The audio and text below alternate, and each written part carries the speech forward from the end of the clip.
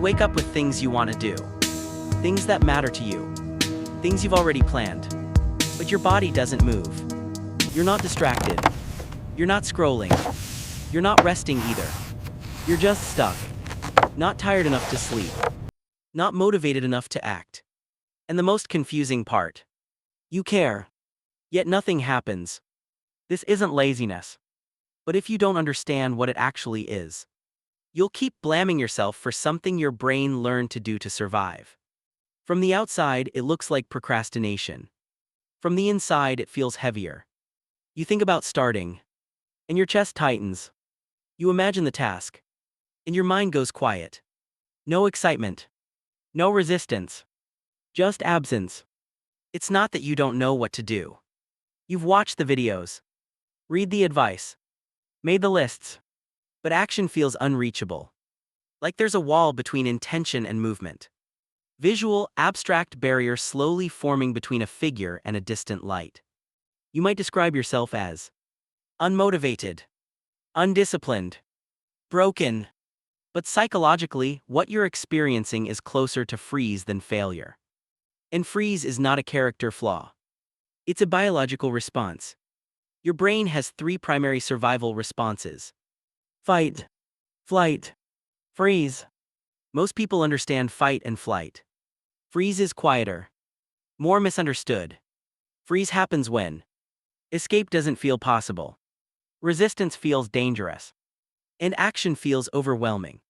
So the nervous system does the only thing left. It shuts things down. Not to sabotage you, but to protect you. When people call themselves lazy, they're often describing a system that learned it was safer not to move. Your lack of action isn't a lack of care. It's a lack of perceived safety. Let's talk about what's actually happening in your brain. Imagine your mind as a control center. At the top is the prefrontal cortex. This is the planning brain. The part that sets goals, makes decisions, imagines the future. Below it is the limbic system. This is the emotional brain. It scans for threat, stores emotional memory, decides what feels safe. And deeper still is the brainstem, the survival brain. Vast, reflexive, nonverbal, visual layered brain illustration. When everything feels manageable, the prefrontal cortex leads. You plan, you act, you adjust. But when your nervous system senses too much pressure, too much expectation, too much unresolved emotion, control shifts downward. From thinking to surviving. This is called top-down inhibition. The emotional brain overrides the thinking brain. Not because you're weak, but because your system believes action equals danger. Why danger can exist without fear? Here's the part most people miss. Freeze doesn't always feel like fear. Often it feels like numbness, emptiness, disconnection, mental fog. That's because your brain isn't screaming. It's conserving. Visual, dimmed rooms, slow-moving particles in the air. In neuroscience, this is linked to dorsal vagal activation, a state where the body reduces energy output to survive perceived overwhelm.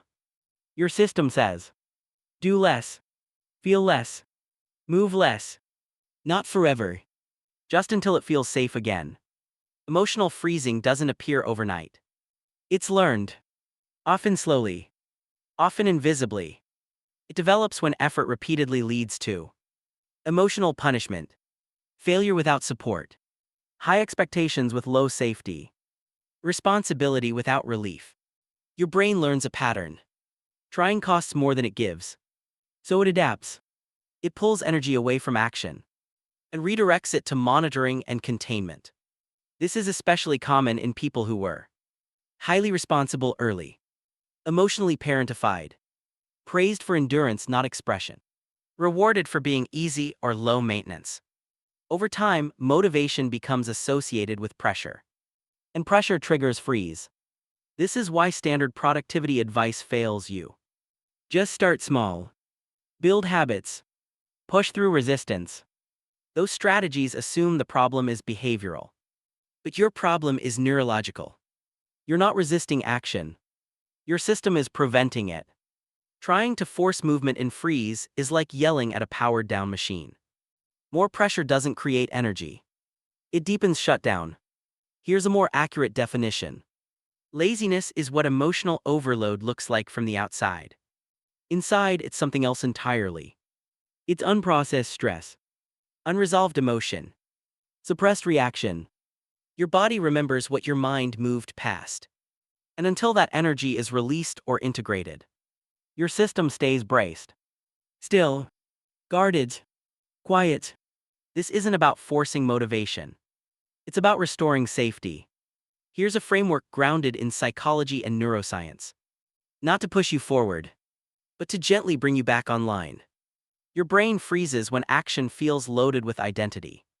If I start, it has to matter. If I fail, it means something about me. If I try, I'll be exposed. This makes action feel dangerous. So we remove meaning.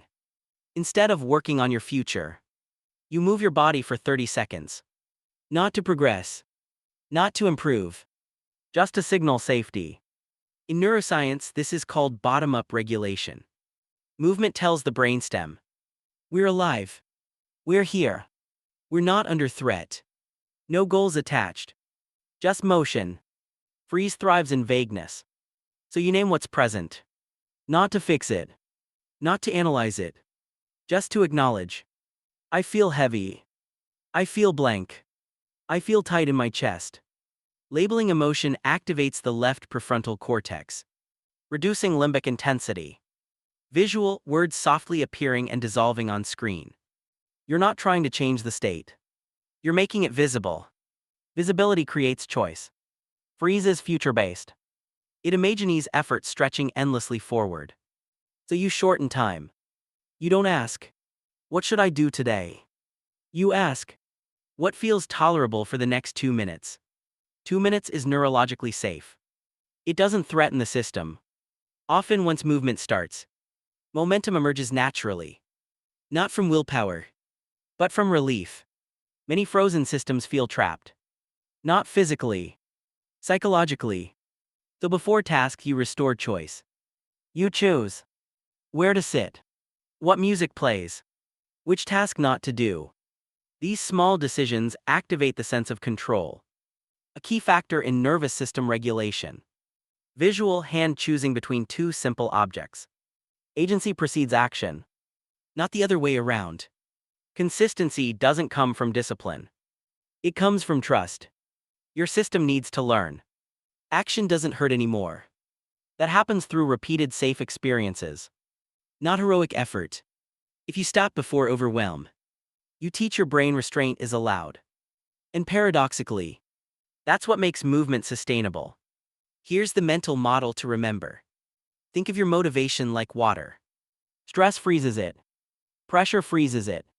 Self-judgment freezes it. You don't break ice by hitting it. You melt it with warmth. Safety.